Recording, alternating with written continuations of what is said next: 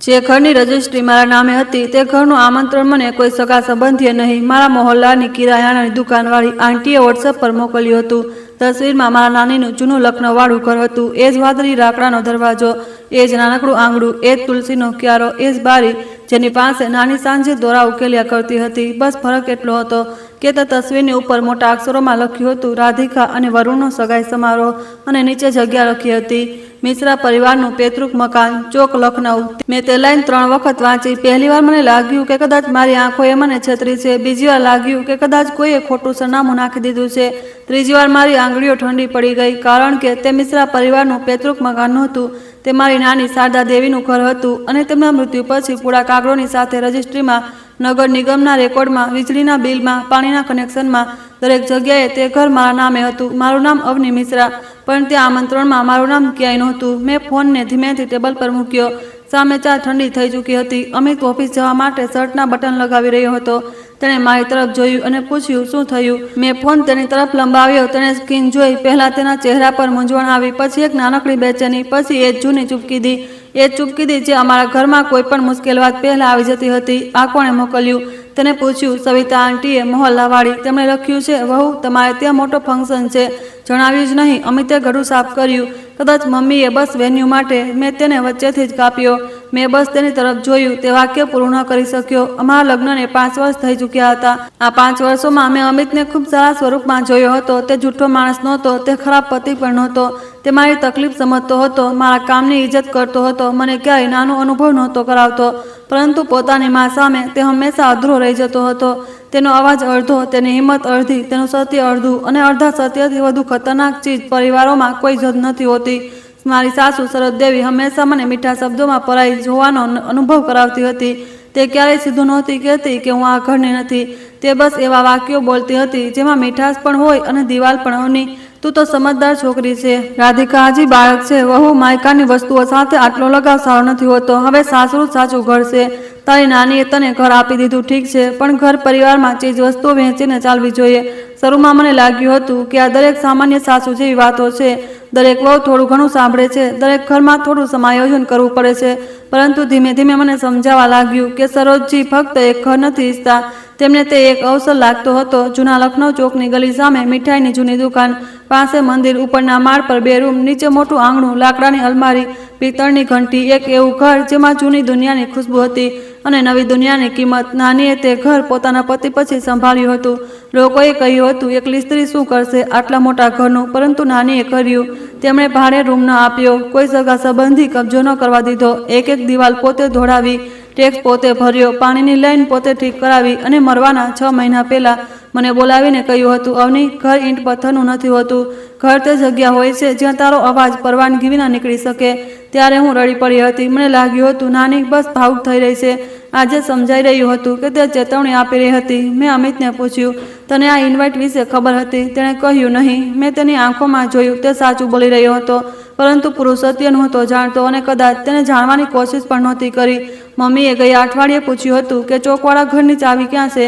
તેણે ધીમેથી કહ્યું. મારા શ્વાસ ત્યાં જ અટકી ગયા. તે શું કહ્યું? મેં કહ્યું, મારી પાસે નથી. પછી તેમણે કહ્યું કે તારી પાસે હશે. બસ આટલી વાત થઈ અને તે મને ન જણાવ્યું. તે ચૂપ રહ્યો. હું હસી નહીં, ગુસ્સે પણ ન થઈ. ક્યારેક ક્યારેક દુઃખ એટલું સીધું હોય છે કે તેમાં અવાજ નથી વાગતો. અમિત, તારી માં મારા ઘરની ચાવી પૂછી રહી હતી. તારી બહેનની સગાઈનું આમંત્રણ એ જ ઘરના નામથી ફરી રહ્યું છે, અને તને લાગ્યું કે આ વાત જણાવવા લાયક નથી. તેણે બેગ ઉઠાવ્યો, પછી પાછો મૂકી દીધો. મને લાગ્યું મમ્મી એમ જ પૂછી રહી હશે. તારી મમ્મી ક્યારેય એમ જ નથી પૂછતી. તે મારી તરફ જોતો રહ્યો. તે પડે મને પહેલીવાર લાગ્યું કે કદાચ તે વાત સમજી રહ્યો છે, પરંતુ સમજવું અને ઊભા રહેવું બંને અલગ વાતો હોય છે. મેં ફોન ઉઠાવ્યો અને આમંત્રણનો સ્ક્રીનશોટ લઈ લીધો. પછી સવિતા આંટીનો મેસેજ પણ સેવ કરી લીધો. પછી મેં એ જ ઇન્વાઇટ મારા ઈમેલ પર મોકલી દીધું. અમિતે પૂછ્યું, તું શું કરવાની છે? મેં કહ્યું, પહેલાં જોવા જઈ રહી છું કે મારા ઘરમાં કોણ શું કહી રહ્યું છે. તેણે તરત કહ્યું, હું પણ ચાલું છું. નહીં, મેં શાંત અવાજમાં કહ્યું, તું ઓફિસ જા. આજે મારે પહેલાં મારી આંખોથી જોવાનું છે. પછી તને જણાવીશ કે તારા ઘરવાળાઓએ શું કર્યું છે. મેં જાણી જોઈને કહ્યું, તારા ઘરવાળા? કારણ કે 5 વર્ષ સુધી હું અમારું પરિવાર બોલતી રહી, અને હવે બદલામાં મને દરેક વખતે યાદ કરાવવામાં આવ્યું હતું કે હું વહુ છું, દીકરી નહીં. મેં હળવી સુતરાઉ સાડી પહેરી, ક્રીમ રંગની, જેના પર વાદળી કિનારી હતી. એ જ સાડી જે નાનીએ ખૂબ પસંદ હતી.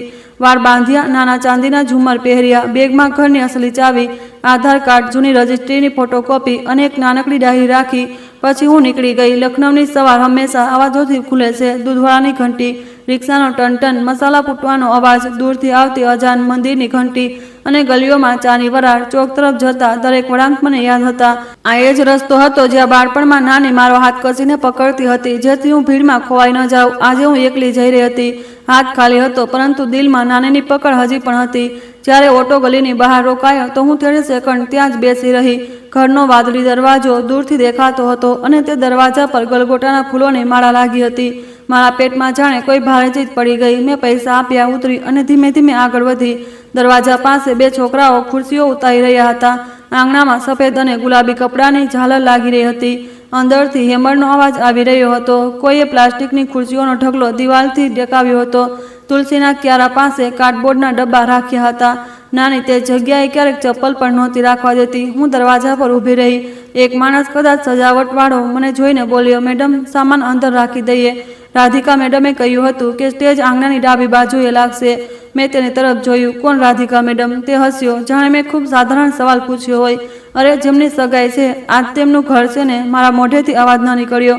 પછી મેં પૂછ્યું, કોણે કહ્યું આ તેમનું ઘર છે? તે થોડો ગભરાઈ ગયો. મેડમ, અમને તો સરોજજીએ જણાવ્યું. તેમણે એડવાન્સ પણ આપ્યો છે. તમે ફેમિલીમાંથી છો શું? મેં કહ્યું, હા, હું ખૂબ અંદરથી. હું અંદરથી ચાલી ગઈ. ઘરની દહેલીજ પાર કરતાં જ મને હળદર, ધૂળ અને ફૂલોની મિશ્રિત ગંધ આવી. પરંતુ તે ગંધની નીચે કંઈક બીજું હતું. બેઇજ્જતીની ગંધ. જેમ કોઈ તમારી અલમારી ખોલીને તમારા કપડાં પર પોતાનું નામ ઠેરવી રહ્યું હોય. બેઠકમાં નાનીની જૂની લાકડાની ખુરશી હટાવીને કિનારે કરી દેવાઈ હતી. તેની જગ્યાએ એક ચકચકિત સોફા કવર આવ્યું હતું. દિવાલ પર જ્યાં નાનીની કૃષ્ણવાળી ફ્રેમ તસવીર લાગી હતી ત્યાં ખાલી ખીલી બચી હતી. તસવીર નીચે ન્યૂઝપેપરમાં વીંટળાયેલી પડી હતી. મારી આંગળીઓ આપમેળે મુઠ્ઠી બની ગઈ. અવની ભાભી? મેં ફરીને જોયું. રાધિકા સીડીઓ પરથી નીચે ઉતરી રહી હતી. મારી નણંદ, ઉંમર 28 વર્ષ, હંમેશાની જેમ સલીકાથી તૈયાર. હાથમાં ફોન, ચહેરા પર હળવો મેકઅપ અને આંખોમાં તે કોન્ફિડન્સ જે અવારનવાર મહેનતથી નહીં, લાડથી આવતો હોય છે. તેણે મને જોઈને સ્મિત કરવાની કોશિશ કરી પરંતુ સ્મિત પૂરું ન બન્યું. તમે અહીં? તેણે પૂછ્યું. મેં કહ્યું, આ મારું ઘર છે રાધિકા, હું અહીં આવી શકું છું. તેણે તરત હસીને વાત હળવી કરવાની કોશિશ કરી. અરે ભાભી, મારો મતલબ એ નહોતો. મમ્મીએ કહ્યું હતું કે તમે વ્યસ્ત રહો છો તો અમે લોકો બસ થોડી તૈયારી કરાવી લઈએ. શેની તૈયારી? સગાઈની. તેણે એવું કહ્યું જાણે આ વાત મને ખબર હોવી જોઈએ. બસ નાનકડો ફંક્શન છે. વરુણના પેરેન્ટ્સ આવી રહ્યા છે. મમ્મીએ કહ્યું કે હોટલમાં આટલો ખર્ચો કરવા કરતાં સારું છે કે પોતાનું જ ઘર યુઝ કરી લઈએ. મેં એક ડગલું આગળ વધીને કહ્યું, પોતાનું? તેણે પળભર માટે નજર હટાવી. પછી બોલી, મતલબ ફેમિલીનું. આ ફેમિલીનું ઘર નથી રાધિકા, આ મારી નાનીનું ઘર હતું. હવે મારા નામે છે. તેની આંખોમાં ઝંઝનાહટ ચમકી. ભાભી, તમે દરેક ચીજને લીગલ કેમ બનાવી દો છો? ઘર તો આખરે ઘર જ હોય છે. અને વળી મમ્મીએ કહ્યું હતું કે લગ્ન પછી કદાચ આ મને જ મળી જાય. તમે લોકો તો ગોમતીનગરમાં રહો છો. તમને આ જૂના ઘરની શું જરૂર? તેણે વાત પૂરી કરી દીધી હતી અને તે જ એક વાક્યમાં બધી સચ્ચાઈ બહાર આવી ગઈ હતી. કદાચ આ મને જ મળી જાય. મેં પૂછ્યું, તને કોણે કહ્યું કે આ ઘર તને મળશે? મમ્મીએ કહ્યું હતું. તેણે ખભા ઉછાળ્યા. તેમણે કહ્યું કે અમિત ભૈયાને તો કોઈ ઇન્ટરેસ્ટ નથી અને તમે તો પ્રેક્ટિકલ છો. તમને પ્રોપર્ટી સાથે ઇમોશનલ અટેચમેન્ટ ન હોવું જોઈએ. મને નાનીનો અવાજ યાદ આવ્યો. ઘર તે જગ્યા હોય છે જ્યાં તારો અવાજ પરવાનગી વિના નીકળી શકે. મેં મારા અવાજને ખૂબ શાંત રાખ્યો. રાધિકા, આ ઘરમાં કોઈ ફંક્શન મારી લેખિત પરવાનગી વિના નહીં થાય. તે હસી, આ વખતે ખુલીને. ભાભી, હવે કાર્ડ ચાલ્યા ગયા છે. લોકો આવવાના છે. હલવાઈ બુક થઈ ગયો છે. તમે લાસ્ટ મોમેન્ટ પર સીન મત ક્રિએટ કરો. મમ્મીએ સારું નહીં લાગે. મેં મારા રૂમમાં ચારે તરફ જોયું. દિવાલ પર ટેપનું નિશાન, ફર્શ પર ફૂલોની પાંખડીઓ, ખૂણામાં ફોલ્ડ કરેલો બેકડ્રોપ, એક મેજ પર મીઠાઈના ડબ્બાની સૂચિ અને નાનીની તસવીર ન્યૂઝપેપરમાં વીંટળાયેલી. મેં પૂછ્યું, નાનીની તસવીર કોણે ઉતારી? રાધિકાએ ફોન જોતા કહ્યું, અરે, તે જૂની લાગી રહી હતી બેકગ્રાઉન્ડમાં. ફોટોગ્રાફરે કહ્યું, ક્લીન વોલ બેટર લાગશે. મારા અંદર કંઈક તૂટવા જેવું થયું. પરંતુ તે તૂટવું અજવાળવાળું નહોતું. તે એવું હતું જેમ જૂના ઘરની દિવાલમાં બારીક તિરાડ પડે છે. બહારથી બધું ઠીક પણ દેખાય, અંદરથી ઈંટો હલી જાય છે. મેં જઈને તસવીર ઉઠાવી, ન્યૂઝપેપર હટાવ્યો. કૃષ્ણજીની તસવીરના ગ્લાસ પરથી ધૂળ લાગી હતી. મેં મારી સાડીના પાલવથી તેને સાફ કર્યું અને પાછી દિવાલ પર ટાંગી દીધી. રાધિકાએ ચીડાઈને કહ્યું, ભાભી પ્લીઝ, ડેકોરેશન ખરાબ થઈ જશે. મેં તેની તરફ જોયા વિના કહ્યું, આ ડેકોરેશન નથી, ઘર છે. એ જ સમયે પાછળથી અવાજ આવ્યો, અવની, તું આવી ગઈ? સરોજદેવી દરવાજાની અંદર આવ્યા. હળવી રેશમી સાડી, કપાળ પર મોટી બિંદી, હાથમાં મીઠાઈનો ડબ્બો, ચહેરા પર એ જ મુસ્કાન જે મહેમાનો સામે માં જેવી લાગતી હતી અને એકાંતમાં આદેશ જેવી. તેમણે મને માથાથી પગ સુધી જોઈ. સારું થયું આવી ગઈ. વળી તને પરેશાન કરવા નહોતી ઈચ્છતી. વિચાર્યું બાળકની ખુશીનો મામલો છે, તું જાતે જ સમજી જઈશ. મેં કહ્યું, તમે મને પૂછ્યું કેમ નહીં? અરે વહુ, તેમને લાંબો શ્વાસ લીધો. ઘરની વાતમાં પૂછવાનું થોડું હોય છે. તું અમારી વહુ છે, રાધિકા તારી નણંદ છે. આજે તેના માટે થોડું કરી દઈશ તો કયો આસમાન તૂટી પડશે? આસમાન નહીં તૂટે, મેં કહ્યું, પરંતુ ભરોસો તૂટી ગયો છે. તેમનો ચહેરો થોડો સખત થયો. આટલી મોટી વાત ન બનાવ. લગ્ન પ્રસંગમાં ઘર વપરાતા રહે છે. કોના ઘર? તે ચૂપ રહ્યા. મેં ફરી પૂછ્યું, કોના ઘર? મમ્મીજી, તમારું, અમિતનું, રાધિકાનું કે મારું? તેમણે હસીને કહ્યું, વહુ, તમારું અમારું શું, બધું પરિવારનું જ તો છે. મેં પહેલીવાર તેમની આંખોમાં સીધું જોયું. જ્યારે ખર્ચો આવે છે ત્યારે મારું, જ્યારે નામ લખવાનું હોય છે ત્યારે પરિવારનું. રાધિકા તરત બોલી, ભાભી, તમે ઓવર રિએક્ટ કરી રહ્યા છો. મેં તેનો જવાબ ના આપ્યો. મેં ફોન કાઢ્યો અને આંગણાની તસવીર લીધી, પછી ડેકોરેશનની, પછી તે ઇન્વિટેશનની સ્ટેન્ડની જેમાં પ્રિન્ટેડ કાર્ડ રાખ્યું હતું, પછી હલવાઈની રિસીટની જે મેજ પર પડી હતી. સરોજ દેવીનો ચહેરો બદલાઈ ગયો. આ શું કહી રહી છે? યાદ આવી રહ્યું છે?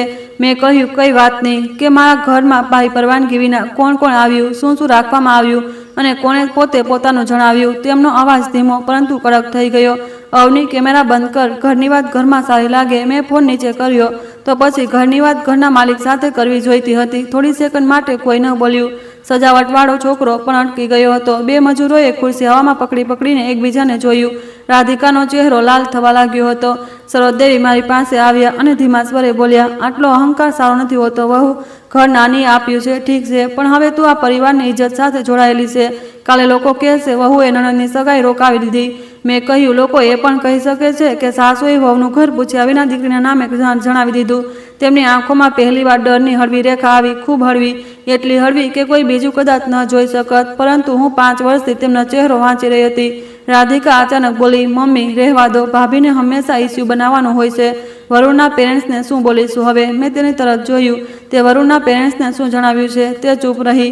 મેં ફરી પૂછ્યું, રાધિકા, તે તેમને શું જણાવ્યું છે? તેણે હોઠ ખેંચ્યા. બસ એ જ કે આ અમારું જૂનું ફેમિલી હાઉસ છે અને બીજું કંઈ નહીં. સરોજ દેવી તરત બોલ્યા, અવની, ઇન્ટરોગેટ મત કર. તેને બાળકના તણાવમાં છે.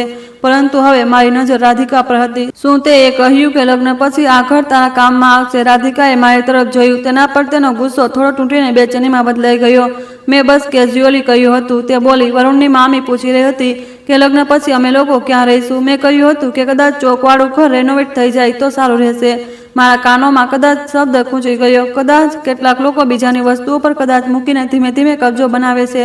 મેં શાંત સ્વરે કહ્યું, આ ઘર રિનોવેટ થશે તો મારા નિર્ણયથી. આમાં કોઈ રહેશે તો મારી પરવાનગીથી. અહીં કોઈક ફંક્શન થશે તો મારી સહીથી. સરોજ દેવીએ હાથ જોડવા જેવો ઇશારો કર્યો, પરંતુ તે વિનંતી નહોતી, તે દબાણ હતું. ઠીક છે, તારું નામ છે કાગળ પર ખુશ, પણ સંબંધો કાગળથી નથી ચાલતા. મેં કહ્યું, અને કબજો સંબંધોથી નથી મળતો. તેમનો ચહેરો કઠોર થઈ ગયો. બહુ બદલાઈ ગઈ છે તું. નહીં, મેં કહ્યું, કદાચ પહેલીવાર સાફ દેખાઈ રહી છું. મેં નાનીની તસવીરને એકવાર જોઈ, પછી રૂમમાંથી બહાર નીકળી ગઈ. પાછળ રાધિકાનો અવાજ આવ્યો, ભાભી, તમે ફંક્શન રોકી નથી શકતા. કાર્ડ જઈ ચૂક્યા છે. હું દહેલીજ પર રોકાઈ ફરી અને માત્ર એટલું જ કહ્યું, કાર્ડ ગયા છે, કાગળ હજી નથી ગયા. મેં ઘરની બહાર ડગલું મૂક્યું. ગલીમાં તડકો તેજ થઈ ચૂક્યો હતો. સામે પાનની દુકાનવાળો મને જોઈ રહ્યો હતો. કદાચ તેણે અંદરના અવાજો સાંભળી લીધા હતા. સવિતા આંટી પોતાના બાલ્કનીમાંથી ડોક્યું કહી રહ્યા હતા. આજ ભારતીય મહિલાની સચ્ચાઈ છે. દિવાલો જૂની હોય છે, અવાજો નવા નથી રહેતા. દરેક વાત કોઈના કોઈ કાન સુધી પહોંચી જતી હોય છે.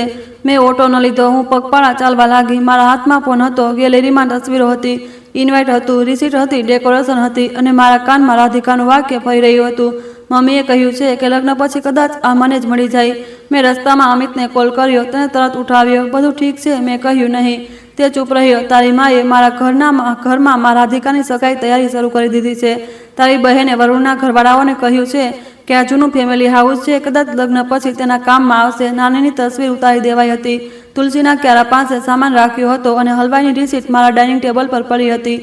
અમિતનો શ્વાસ ભારે થઈ ગયો. હું મમ્મી સાથે વાત કરું છું. નહીં, મેં તરત કહ્યું, વાત નહીં, પહેલાં સત્ય સાંભળ. તારા ઘરમાં મને માલિક નથી માનવામાં આવી, મને વહુ પણ નથી માનવામાં આવી. મને બસ એક એવી છોકરી માનવામાં આવી જેના નામે ઘર છે પણ અવાજ નહીં. અવની, આજે સાંજે ઘરે આવ, આપણે વાત કરીશું. અને હા, જો તને લાગે છે કે આ માત્ર એક ગેરસમજ છે તો આવતા પહેલા તારી જાતને એક સવાલ પૂછજે. શું જો આ ઘર તારા નામે હોત તો શું તારી માં પૂછ્યા વિના રાધિકાની સગાઈ ત્યાં રાખત? તે જવાબ ન આપી શક્યો. મેં કોલ કાપી દીધો. ઘરે પાછા ફરતી વખતે મારા પગ ભારે હતા, પરંતુ દિમાગ સાફ હતો. મેં રસ્તામાં એક ફોટોકોપી શોપ પર રોકાઈને બધી સ્ક્રીનશોટ પ્રિન્ટ કરાવી લીધા. દુકાનદારે પૂછ્યું, મેડમ કલર પ્રિન્ટ જોઈએ? મેં કહ્યું, હા, બધું સાફ દેખાવું જોઈએ. તેને ઇન્વિટેશન પ્રિન્ટ કર્યું. નીચે મારા ઘરનું એડ્રેસ ચમકી રહ્યું હતું, પછી હલવાઈની રિસીટ, પછી ડેકોરેશનની તસવીર, પછી તે કાર્ડનું સ્ક્રીનશોટ જેમાં લખ્યું હતું મિશ્રા પરિવારનું પૈતૃક મકાન. મેં બધા કાગળ એક ટ્રાન્સફર હોલ્ડમાં રાખ્યા. જ્યારે હું મારા ફ્લેટ પર પહોંચી તો બપોરના 2:30 વાગ્યા હતા. ઘર શાંત હતું. મેં પંખો ચાલુ કર્યો, પાણી પીધું અને સીધી બેડરૂમની અલમારી પાસે ગઈ. અમારા ઘરમાં એક જૂનો લોખંડનો ટ્રંક હતો, લીલા રંગનો, થોડો કાટ લાગેલો. તે નાનીનો હતો. તેમના મૃત્યુ પછી હું તેમાંથી માત્ર જરૂરી પેપર્સ કાઢીને બાકી ચીજો એમ જ રાખી મૂકી હતી. મને હંમેશા લાગતું હતું કે કોઈ દિવસ આરામથી બેસીને ખોલીશ, કોઈ દિવસ તેમની સાડીઓ જોઈશ, જૂના લેટર્સ વાંચીશ, કદાચ રડીશ પણ. પરંતુ જીવનમાં અમુક ટ્રંક યાદ માટે નહીં, ચેતવણી માટે રાખેલા હોય છે. મેં ટ્રંક ખોલ્યો. ઉપર નાનીની હળવી ગુલાબી સુતરાઉ સાડી હતી, એ જ જેમાં તે ગરમીમાં બેસીને કેરી કાપતી હતી. તેની જૂની ડાયરી, એક ચશ્માનો ડબ્બો, કેટલાક પીળા પડી ચૂકેલા એન્વલપ અને એક કપડામાં વીંટળાયેલી ફાઇલ હતી. ફાઇલ ભૂરા રંગની હતી, કિનારીઓથી ઘસાઈ ગયેલી. ઉપર નાનીના હસ્તાક્ષર, મારું નામ હતું અવની માટે. મેં ફાઇલ ઉઠાવી. મારા હાથ હજી ધ્રુજી રહ્યા હતા. મેં પહેલાં રજિસ્ટ્રી કોપી જોઈ, પછી મ્યુનિટેશન સર્ટિફિકેટ, પછી નગર નિગમનો નામાંકન કાગળ.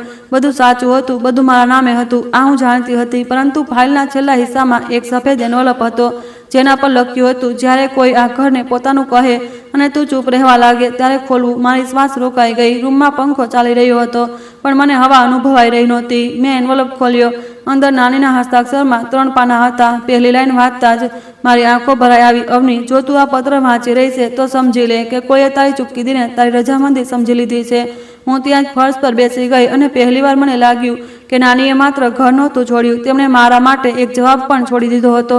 હું ફર્શ પર બેઠી હતી. મારી સામે નાનીની જૂની ફાઇલ ખુલ્લી પડી હતી. બહાર સડક પર શાકભાજીવાળાનો અવાજ આવી રહ્યો હતો. રસોઈમાં નળમાંથી પાણીનું એક એક ટીપું પડી રહ્યું હતું અને મારા હાથમાં તે ચિઠ્ઠી હતી જેને નાનીએ કદાચ મારા આજના દિવસ માટે જ લખી હતી. અવની, જો તું આ પત્ર વાંચી રહી છે તો સમજી લે કે કોઈએ તારી ચૂપકી દીને તારી રજામંદી સમજી લીધી છે. મેં તે લાઈન ફરી વાંચી, પછી ત્રીજી વાર. દરેક વખતે એવું લાગ્યું જાણે નાની મારી સામે બેઠા છે.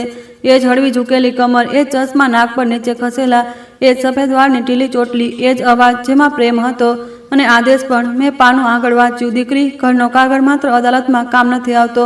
ક્યારેક ક્યારેક ઘરનો કાગળ તારા પોતાના લોકો સામે પણ ઊભો કરવો પડે છે. કારણ કે જે લોકો પ્રેમના નામે તારી પાસે તારી જગ્યા માંગે છે તે અવારનવાર કાલે એ જગ્યા પર તારું નામ ભૂંસી નાખે છે. મારી આંખોમાંથી આંસુ પડ્યું અને કાગળના ખૂણાને સ્પર્શી ગયું. હું ગભરાઈ ગઈ. મેં તરત પાલવથી આંસુ લૂછ્યા, જાણે તે ચિઠ્ઠી પણ કોઈ જીવંત ચીજ હોય જેને દુઃખ ન લાગે. નાનીએ આગળ લખ્યું હતું, જ્યારે હું તારી ઉંમરની હતી ત્યારે મેં પણ એ જ ભૂલ કરી હતી. તારા નાના મોટા ભાઈએ કહ્યું હતું કે ઘર તો બધાનું છે. મેં વિચાર્યું સંબંધોમાં હિસાબ નથી રખાતો. પછી એક દિવસ એ જ લોકો બોલ્યા કે કાગળ દેખાડ. મારી પાસે કંઈ નહોતું. મેં વરંડામાં 14 વર્ષ ચૂલો સળગાવ્યો. એ જ વરંડામાંથી મને મહેમાનની જેમ વિદાય કરાઈ. તે દિવસે મેં શીખ્યું કે સ્ત્રીએ ઘરની ચાવી પહેલા ઘરના કાગળો સંભાળવો જોઈએ. મારા ગળામાં કંઈક અટકી ગયું. નાનીએ ક્યારેય આ કહાની મને નહોતી જણાવી. તેમણે હંમેશા પોતાના ભૂતકાળને 2 વાક્યોમાં સમેટી દીધો હતો, બહુ બસ મજબૂત બેટી. અને હવે ખબર પડી ગઈ હતી કે બહુ બસ કેટલું ભારે હતું. મેં આગલું પાનું ખોલ્યું. આ ચોકાવાળું મકાન તે મારા નામે એટલા માટે કર્યું હતું કે કારણ કે તું આ ઘરને વેચવા કે દેખાડવા માટે નહીં, સમજવા માટે જન્મી છે. આ ઘર કોઈ દહેજનો હિસ્સો નથી. આ કોઈ સાસરાની સુવિધા નથી. આ કોઈ સગા સંબંધની દીકરી માટે રિઝર્વ નથી. આ તારા નામે છે. તારી પરવાનગી વિના અહીં કોઈ રસમ, કોઈ રોકાણ, કોઈ દવા નથી થઈ. મેં શ્વાસ રોકીને આગળ વાંચ્યું. જો ક્યારેય કોઈ કહે કે પરિવારમાં કાગળ નથી જોવાતા તો તેને કહેવું, પરિવારમાં ઇજાજત જરૂર લેવાય છે. મારા હોઠ આપમેળે હલ્યા. પરિવારમાં ઇજાજત જરૂર લેવાય છે. રૂમમાં કોઈ નહોતું, છતાં મને લાગ્યું જાણે મેં પહેલીવાર મારો અવાજ સાંભળ્યો હોય. મેં ચિઠ્ઠી ધીમેથી વાળી. તેને પાછી એન્વલપમાં ન રાખી. તે મારી સામે ખુલ્લી રહી. આજે તેને છુપાવવાનો દિવસ નહોતો. મેં આખી ફાઇલ વ્યવસ્થિત કરી. સૌથી ઉપર રજિસ્ટ્રીની સર્ટિફાઈડ કોપી હતી. તેમાં સાફ લખ્યું હતું કે મકાન સંખ્યા 47B, ચોક, લખનઉ, સ્વર્ગીય શારદા દેવીથી અવની મિશ્રાના નામે વિધિવત હસ્તાંતરિત થયું છે. તેની નીચે નામાંકનનો કાગળ હતો, નગર નિગમની મોહર, દરેક રિસીટ પર મારું નામ, પછી 3 વર્ષનો હાઉસ ટેક્સ, વોટર બિલ પર મારું નામ, પછી વીજળીની વિભાગની પેમેન્ટ સ્લીપ, પાણીનું કનેક્શન, ID પ્રિન્ટ આઉટ, પછી નાનીની ચિઠ્ઠી. અને હવે મારી પાસે નવા પ્રૂફ પણ હતા. હલવાઈની રિસીટ, ડેકોરેશનની તસવીરો, નાનીની તસવીર ઉતારીને રાખ્યા હોવાનો ફોટો અને તે સ્ક્રીનશોટ જેમાં મારા ઘરને મિશ્રા પરિવારનું પૈતૃક મકાન કહેવામાં આવ્યું હતું. મેં બધાને અલગ અલગ ટ્રાન્સફર સ્લીપમાં રાખ્યા. પછી એક ખાલી પેજ પર તારીખ લખી, શુક્રવાર સવારે 8 વાગ્યે. સવિતા આંટી તરફથી વોટ્સએપ ઇન્વાઇટ મળ્યું. સવારે 10:05 વાગ્યે ચોકવાળા ઘરે પહોંચી. ઘરમાં ડેકોરેશન ચાલી રહ્યું હતું. રાધિકાએ કહ્યું, મમ્મીએ કહ્યું છે કે લગ્ન પછી કદાચ આ મને જ મળી જાય. સરોજ દેવીએ પરવાનગી વિના સગાઈની તૈયારી સ્વીકારી. નાનીની તસવીર દિવાલ પરથી ઉતારવામાં આવી હતી. હલવાઈ એડવાન્સ રિસીટ ઘરમાં મળી. સજાવટવાળાઓને જણાવાયું કે રાધિકાનું ઘર છે. મેં પેન રોકી દીધું. હાથ ધ્રુજી રહ્યા હતા, પરંતુ લખાણ સાફ હતું. ક્યારેક ક્યારેક પ્રૂફ એકઠા કરવાનો બદલો નથી હોતો. તે પોતાને એ યાદ અપાવવાનું હોય છે કે જે થયું તે સાચેમાં થયું. તમે વધારે ચડાવીને નહોતું વિચાર્યું. તમે ખોટું નહોતું સમજ્યું. તમારી તકલીફનું મૂળ તમારા દિમાગમાં નહીં, સામે રાખેલા કાગળોમાં છે. સાંજ સુધીમાં અમિત ઘરે આવી ગયો. દરવાજો ખુલતા જ મેં અનુભવી લીધું કે તેની મા સાથે વાત કરીને આવ્યો છે. તેના ચહેરા પર એ જ થાક હતો જે તેને દરેક વખતે થતો હતો. ત્યારે સરોજ દેવી તેને ભાવનાઓથી અદાલતમાં ઊભો કરી દેતો હતી. તેણે ચપ્પલ ઉતાર્યા, બેગ મૂક્યો અને ધીમેથી બોલ્યો, મમ્મી બહુ અપસેટ છે. મેં ફાઇલ પરથી નજર ન હટાવી. તું હું પણ. તે ચૂપ થઈ ગયો. હું ડાઇનિંગ ટેબલ પર ઉપર બેઠી હતી. સામે બધા કાગળો ફેલાયેલા હતા. મેં જાણી જોઈને તેમને છુપાવ્યા નહોતા. આજે અમારા ઘરમાં પણ સત્ય ખુલ્લું રહેવું જોઈતું હતું. અમિતે ખુરશી ખેંચી અને બેસી ગયો. તેની નજર પહેલા ઇન્વાઇટ પર ગઈ, પછી હલવાઈની રિસીટ પર, પછી રાધિકાના નામથી બનેલા નાના પ્રિન્ટ બોર્ડની તરફ ગઈ, પછી નાનીની ચિઠ્ઠી પર. તેણે પૂછ્યું, આ શું છે? મેં કહ્યું, નાનીનો પત્ર. તેમણે તારા માટે લખ્યો હતો. મારા માટે અને કદાચ તારા માટે પણ. તેણે મારી તરફ જોયું. તેની આંખમાં ડર હતો. તે ડર મારાથી નહોતો, એ વાતથી હતો જેને તે સાંભળવાનો હતો. તેણે ચિઠ્ઠી ઉઠાવી અને વાંચવાનું શરૂ કર્યું. મારો અવાજ પહેલા થોડો ધ્રુજ્યો, પછી સ્થિર થઈ ગયો. મેં તેને નાનીની એ વાત વાંચી સંભળાવી. ઘરનો કાગળ માત્ર અદાલતમાં કામ નથી આવતો, પોતાના લોકો સામે પણ ઊભો કરવો પડે છે. અમિતની નજર નીચે ઝૂકી ગઈ. મેં આગળ વાંચ્યું. પરિવારમાં કાગળ નથી જોવાતા, તો પણ ઇજાજત જરૂર લેવાય છે. તેણે આંખો બંધ કરી લીધી. જ્યારે હું વાંચી ચૂકી તો રૂમમાં થોડીવાર માત્ર પંખાનો અવાજ હતો.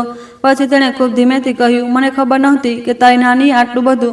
મેં કહ્યું, તને ખબર કરવાની જરૂર પણ નહોતી. તને માત્ર એટલું સમજવાનું હતું કે જે મારા નામે છે તેના વિશે મારી પરવાનગી જરૂરી છે. મેં મમ્મીને બોલ્યું હતું કે ઘર તારા નામે છે. કેમ બોલ્યો હતો? તે ચૂપ. મેં પૂછ્યું, સાફ બોલ્યો હતું કે પછી એમ બોલ્યો હતો કે તેમને લાગે છે પછીથી વાત થઈ શકે છે?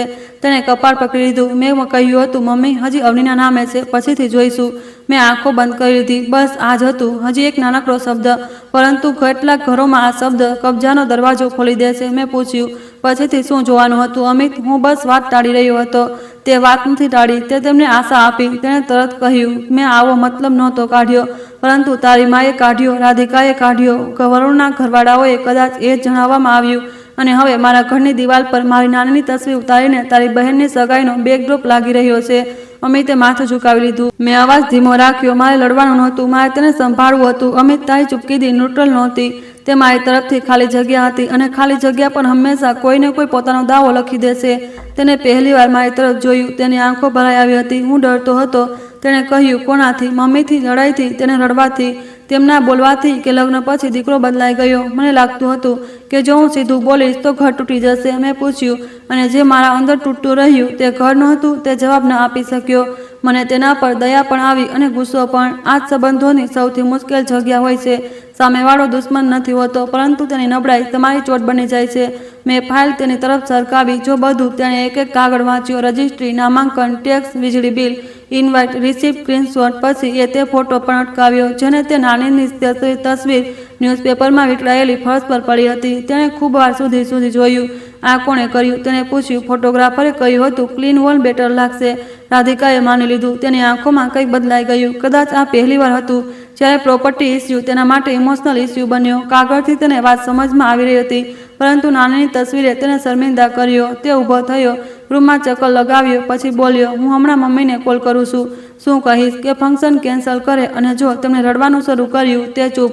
મેં કહ્યું, જો તેમણે કહ્યું દીકરીની ઇજ્જતનો સવાલ છે? તે ફરી ચૂપ. જો તેમણે કહ્યું વહુ ઘર તોડી રહી છે? તે મને જોતો રહ્યો. મેં ફાઇલ બંધ કરી. આ જ ફરક છે અમિત. તારે હજી પણ વાત કરવી છે. મારે સીમા બનાવવી છે. તો તું શું ચાહે છે? પહેલાં તું સાચેમાં મારી સામે ઊભો છે કે નહીં તે નક્કી કર. કારણ કે જો રવિવારે હું ત્યાં એકલી ગઈ તો વાત માત્ર મારી અને તારી માની નહીં રહે. વાત આપણા લગ્નની પણ થશે. તેણે ધીમેથી કહ્યું, હું તારી સાથે છું. મેં તરત પૂછ્યું, પોતાની મા સામે? તેણે ઊંડો શ્વાસ લીધો. હા. રાધિકા સામે? હા. મહેમાનો સામે? તે થોડી સેકન્ડ ચૂપ રહ્યો, પછી બોલ્યો, હા. આ વખતે હા. મેં તેની આંખોમાં જોયું. પહેલીવાર તે જવાબ આપતા પહેલા માનો ચહેરો નહોતો જોઈ રહ્યો, તે મારો ચહેરો જોઈ રહ્યો હતો. મેં આંખો ફાઇલ ખોલી. તો સાંભળ, રવિવારે ફંક્શન છે. તેના પહેલાં આપણે લીગલ નોટિસ મોકલી શકતા હતા. પરંતુ ત્યારે તારી માં કહેશે તેમને સમય ન મળ્યો, તે કહાની બદલી દેશે. તે કહેશે મેં જાણી જોઈને સગાઈ ખરાબ કરી. તો સત્ય ત્યાં જ ખુલશે જ્યાં જૂઠ બોલવામાં આવ્યું છે. અમિત સમજી ગયો. તેના ચહેરા પર ડર પાછો ફર્યો, પરંતુ આ વખતે તેણે ડરને બહાનું ન બનાવ્યું. તું ફંક્શનવાળા દિવસે જઈશ? હા. કાગળ લઈને? હા. કોઈ લોયર સાથે? લોયર કે તહસીલથી સર્ટિફાઈડ રેકોર્ડ લઈને? કોઈ માણસ? હું એકલી નહીં બોલું, કાગળ બોલશે. અમિતે માથું હલાવ્યું. હું સાથે ચાલીશ. સાથે ચાલવું પૂરતું નહીં હોય, બોલવું પણ પડશે. તેણે આ વખતે અટક્યા વિના કહ્યું, હું બોલીશ. તે રાત્રે અમે ખાવાનું ન બનાવ્યું, બહારથી દાળ અને રોટલી મંગાવી.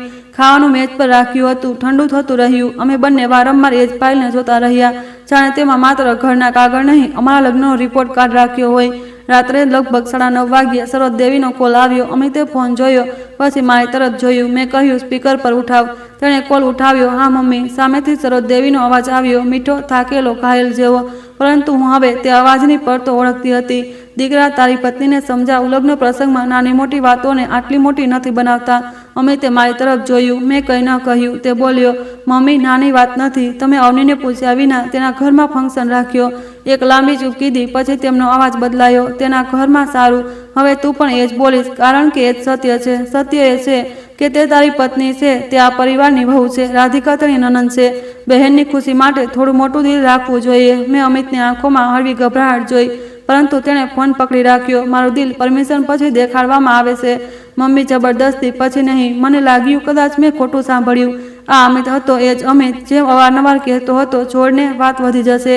સામેથી સરોજ દેવીનો અવાજ તેજ થઈ ગયો. વહુએ તને મારા વિરુદ્ધ કરી દીધો. અમિતે આંખો બંધ કરી, પછી ખોલી. નહીં મમ્મી, તમે મને મારી પત્નીની વિરુદ્ધ ચૂપ રાખ્યો હતો. મેં પહેલીવાર તે રાત્રે ઊંડો શ્વાસ લીધો. ફોનના બીજા તરફ કંઈક ખડખડાટ થઈ. કદાચ તેણે ફોન બીજા હાથમાં લીધો. સારું, તો હવે શું ચાહે છે?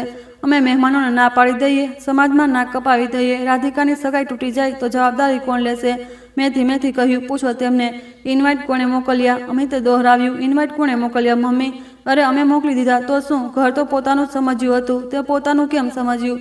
કારણ કે તમે લોકો ક્યારે ત્યાં રહેતા નથી. કારણ કે ઘર બંધ પડ્યું રહે છે. કારણ કે રાધિકાની જરૂર હતી. કારણ કે પરિવારમાં એમ જ ચાલે છે. મેં ફરી ધીમેથી કહ્યું, કહો. કારણ કે અવની કંઈ નહીં બોલેગી. અમિતે આ વખતે મારી વાત ન દોહરાવી. તેણે પોતાની તરફથી કહ્યું, તમને લાગ્યું અવની ચૂપ રહેશે? સામેથી કોઈ જવાબ ન આવ્યો. પછી સરોજ દેવીએ ધીમા સ્વરે કહ્યું, દીકરા, તું સમજી નથી રહ્યો. વરુણના ઘરવાળા ખૂબ સારા લોકો છે. તેમને ઇમ્પ્રેશન આપવું જરૂરી છે. રાધિકાની જિંદગીનો સવાલ છે. મેં ફોન તરફ જોતા પહેલીવાર બોલ્યું, અને મારી નાનીની છેલ્લી નિશાનીનું શું? મમ્મીજી સામે ચૂપ કીધી. મેં આગળ કહ્યું, તમે મારી નાનીની તસવીર ઉતરાવી. અરે, ડેકોરેશન માટે તુલસીના ક્યારા પાસે ગાદલા રખાવ્યા. કામ ચાલી રહ્યું હતું. ઇન્વિટેશનમાં મારા ઘરને પોતાનું પેતૃક મકાન લખ્યું. લોકો શું સમજશે? તેનાથી શું ફરક? રાધિકાએ કહ્યું, લગ્ન પછી કદાચ આ ઘર તેને મળી જશે. આ વખતે શ્વાસ ખેંચવાનો અવાજ સાફ સંભળાયો. તેણે બાળકની જેમ બોલી દીધું હશે. મેં કહ્યું, 28 વર્ષની બાળક જે પોતાના મંગેતરના પરિવાર સાથે પ્રોપર્ટી વિશે વાત કહી રહી છે. સરોજ દેવીનો અવાજ કઠોર થઈ ગયો. અવની, તું હજી યુવાન છે. તને સંબંધો નિભાવવાની રીત નથી ખબર. છોકરીના લગ્નમાં ઘરવાળા ખૂબ કંઈ બોલે છે. દરેક વાત કાગળ પર નથી તોડાતી. મેં કહ્યું, મારા ઘરની વાત કાગળ પર જ તોડાશે. ધમકી આપી રહી છે? નહીં, સૂચના આપી રહી છું. અમિતે ધીમેથી મારો હાથ પકડી લીધો. તેનો હાથ ઠંડો હતો. સરોજ દેવી બોલી, ઠીક છે, જેમ કરવું હોય તેમ કરી લે, પરંતુ યાદ રાખજે, રવિવારે જો તમાશો થયો તો પૂરા પરિવારમાં તારો ચહેરો દેખાડવો મુશ્કેલ થઈ જશે. મેં કહ્યું, મારો ચહેરો નહીં છુપાય મમ્મીજી. નામ જેનું કાગળ પર છે, ચહેરો પણ તેનો જ સામે રહેશે. તેણે કોલ કાપી દીધો. રૂમમાં સન્નાટો થયો. અમિતે ફોન મેજ પર મૂક્યો. તે થાકી ગયો હતો, પરંતુ આ વખતે તેના થાકમાં શરમ પણ હતી અને નિર્ણય પણ. મને માફ કરી દે, તેણે કહ્યું. મેં તેની તરફ જોયું. હમણાં માફી નથી જોઈતી. હમણાં બેકબોન જોઈએ. તે હળવું ન હસ્યો, બસ માથું હલાવ્યું. મળશે. તે રાત્રે હું મોડે સુધી સૂઈ ન શકી. અમિત પણ પડખા બદલતો રહ્યો. બહાર શહેર શાંત હતું, પરંતુ મારા અંદર દરેક અવાજ તેજ હતો. નાનીની ચિઠ્ઠી, રાધિકાનો કદાચ, સરોજ દેવીનું ઘર તો પોતાનું સમજ્યું હતું. અને અમિતનું શું બોલીશ? તે સવાર શનિવાર હતી. મેં ચા બનાવી, પછી ફાઇલ લઈને બેસી ગઈ. મને હવે કોઈ એવા માણસની જરૂર હતી જેની ઉપસ્થિતિ દલીલને કાગળની જેમ વાળી દે. પરિવાર સામે હું બોલતી તો તે ભાવનાત્મક બનાવી દેતા. કોઈ કહેતું વહુ જિદ્દી છે, કોઈ કહેતું નણંદથી બળે છે, કોઈ કહેતું ઘરની વાત બહાર કેમ લઈ ગઈ. એટલે મને બહારવાળો નહીં, આધિકારિક સત્ય જોઈતું હતું. મારા પિતાના જૂના મિત્ર હતા એડવોકેટ વિજય ત્રિપાઠી. ઉંમર લગભગ 65. સિવિલ મામલાઓમાં લાંબા સમયથી પ્રેક્ટિસ. મારા પિતાના અવસાન પછી તેમણે 2 વાર ફી લીધા વિના મારી મદદ કરી હતી. મેં તેમને કોલ કર્યો. તેમણે ત્રીજી ઘંટીએ ઉઠાવ્યો. હા દીકરી અવની. મારો અવાજ ભરાઈ આવ્યો. પણ મેં પોતાને સંભાળી. ત્રિપાઠી અંકલ, એક પ્રોપર્ટી મેટર છે, ફેમિલીની અંદર છે, પણ થોડો અર્જન્ટ છે. તેમણે માત્ર એટલું કહ્યું, સારું, કાગજ હે તો રોના બાદ મેં પહેલે કાગજ લેકે આવું. હું 2 કલાક પછી તેમના જૂના ચેમ્બરમાં હતી. કચેરી પાસેની તે બિલ્ડિંગ એવી જ હતી જેવી ઇન્ડિયન કોર્ટ એરિયાઝ હોય છે. દિવાલો પર જૂની તકતીઓ, લાકડાની બેન્ચો, ચાના ગ્લાસ, ફાઇલોના બંડલ, સ્ટેમ્પ પેપર વેચવાળો અને દરેક ચહેરા પર કોઈને કોઈ ઝઘડાનો બોજ. ત્રિપાઠી અંકલે મારી આખી વાત અટક્યા વિના સાંભળી. વચ્ચે વચ્ચે માત્ર તારીખો લખતા રહ્યા. પછી તેમણે ચશ્મા ઉતાર્યા અને કહ્યું, સીધી વાત બોલું? મેં કહ્યું, બોલો. તારી સાસુએ ફંક્શન નથી રાખ્યો, દાવો શરૂ કર્યો છે. મારા હાથ ઠંડા થઈ ગયા. તેમણે આગળ કહ્યું, જ્યારે કોઈ પ્રોપર્ટીને પબ્લિક ઇન્વિટેશનમાં પોતાની ફેમિલી હાઉસના રૂપમાં દેખાડે છે, મહેમાન બોલાવે છે, ફ્યુચર રેઝિડેન્સની વાત કરે છે, ડુપ્લિકેટ કી રાખે છે અને અસલી માલિક પાસેથી પરમિશન નથી લેતું, તો આ માત્ર ભાવનાત્મક ભૂલ નથી, આ નેરેટિવ બનાવવું છે. કાલે એ જ લોકો કહેશે, બધાને ખબર હતી કે ઘર ફેમિલી યુઝમાં હતું. મેં ધીમેથી પૂછ્યું, તો શું કરું? પહેલું, તું ફંક્શન પહેલાં રિટર્ન ઓબ્જેક્શન મોકલી શકે છે. બીજું, લોકલ પોલીસને સૂચના આપી શકે છે. અને અનઓથોરાઇઝ ગેધરિંગને તું ત્રીજું, રવિવારે ત્યાં જઈને કાગડો દેખાડી શકે છે. પરંતુ ધ્યાન રહે, તમાશો તું નહીં કરીશ, કાગળ કરશે. હું એ જ ચાહું છું. તેમને મારા કાગળ જોયા, રજિસ્ટ્રી, નામાંકન, ટેક્સ, વીજળી બિલ, બધું ઠીક હતું. પછી તેમણે નાનીની ચિઠ્ઠી વાંચી. તેમનો ચહેરો નરમ થઈ ગયો. તારી નાની સમજદાર હતી, તેમણે કહ્યું. મેં ધીમેથી કહ્યું, તેમણે કદાચ પોતાની સાથે થયેલું બધું મને બચાવવા માટે લખ્યું હતું. તો પછી તેમની વાત માન. દયા અને ડરમાં ફરક સમજ. પરિવાર પર દયા કરી શકે છે, પરંતુ પોતાના અધિકારથી ડરવું નહીં. તેમણે પોતાના મુનશીને બોલાવ્યો. અરે શુક્લાજી, એક ઓબ્જેક્શન નોટિસ ડ્રાફ્ટ કરો. Property owner Avani Mishra, unauthorise use for private engagement ceremony, no return permission, immediate stoppage request, certified ownership document available. મુનશીએ ટાઈપિંગ શરૂ કરી. ત્રિપાઠી અંકલે મને કહ્યું, રવિવારે હું પોતે નહીં આવી શકું, કોર્ટ મેટર છે બહાર, પરંતુ મારો જુનિયર આવશે, નિખિલ. અને એક કામ વધુ કર, તહસીલમાંથી ફ્રેશ સર્ટિફાઈડ કોપી કઢાવી લે. જૂની કોપી છે, સાચી છે, પણ ફ્રેશ કોપીનો અસર અલગ હોય છે. મેં પૂછ્યું, આજે મળી જશે? તેમણે હસીને કહ્યું, જો માણસ સાચી બારી પર જાય અને ચા ખોટા માણસને ન પીવડાવે તો ખૂબ કંઈ મળી જાય છે. બપોર સુધી હું તહસીલમાં હતી. ત્યાંની ભીડ અલગ પ્રકારની હોય છે. કોઈએ ખાતાની જોઈએ, કોઈને નામાંકિત, કોઈની વેચણી, કોઈને જાતિ પ્રમાણપત્ર, કોઈને જમીનની નકલ. દરેક માણસના હાથમાં ફાઇલ અને ચહેરો ઉતાવળ. મેં એપ્લિકેશન આપી, જૂના ડોક્યુમેન્ટ લગાવ્યા, પ્રોપર્ટી નંબર ફ્રી. ત્રિપાઠી અંકલે આપેલા જ 1 કલાક સાથે વાત કરી દીધી હતી. સાંજ સુધીમાં મને સર્ટિફાઈડ કોપી મળી ગઈ. તાજી તારીખ, સાફ નામ, અવની મિશ્રા. તે કાગળને હાથમાં પકડીને મને અજીબ તાકાત અનુભવાઈ, જાણે કોઈએ મારા ખભા પર હાથ રાખીને કહ્યું હોય, તું એકલી નથી. ઘરે પાછા ફરતી વખતે મેં એક વધુ જગ્યાએ રોકાઈને કામ કર્યું. તાળું બનાવનારી દુકાન. એ જ જૂની દુકાન જેના બહાર લખ્યું હતું, અસલી ડુપ્લિકેટ ચાવી અહીં બનશે. મેં દુકાનદારને મારા ઘરની ચાવી દેખાડી અને પૂછ્યું, આની ડુપ્લિકેટ ગયા મહિને કોણે બનાવી હતી? તે પહેલાં ખચકાયો. પછી મેં મારું આઈડી, પ્રોપર્ટી ડોક્યુમેન્ટ કોપી અને ઘરનું એડ્રેસ દેખાડ્યું. તેને રજિસ્ટર કઢાવ્યું. મેં તારીખ જોઈ. 3 અઠવાડિયા પહેલાં નામ લખ્યું હતું, સરોજ મિશ્રા. કારણ લખ્યું હતું, ઘરની અતિરિક્ત ચાવી. મારા અંદર એક ઠંડી લહેર ગઈ. સાસુએ માત્ર ચાવી નહોતી લીધી, તેમણે ચાવી બનાવી હતી અને રજિસ્ટરમાં ઘરને પોતાનું જણાવીને બનાવી હતી. મેં દુકાનદાર પાસેથી રિસીટની ડુપ્લિકેટ કોપી માંગી. તેને પહેલાં કહ્યું, મુશ્કેલ છે. પછી મેં શાંત સ્વરે કહ્યું, ભૈયા, આ પ્રોપર્ટી ડિસ્પ્યુટ છે. કાલે શું પોલીસ પૂછશે તો રજિસ્ટર એમ પણ જશે. તેમને બસ કોપી આપી દો. તેણે વધારે દલીલ કર્યા વિના ફોટોકોપી આપી દીધી.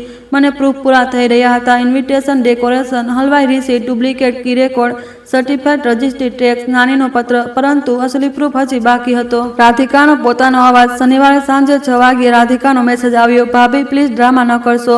કાલે વરુણના પેરેન્ટ્સ આવી ગયા છે. મમ્મીએ બધું હેન્ડલ કરી લીધું છે.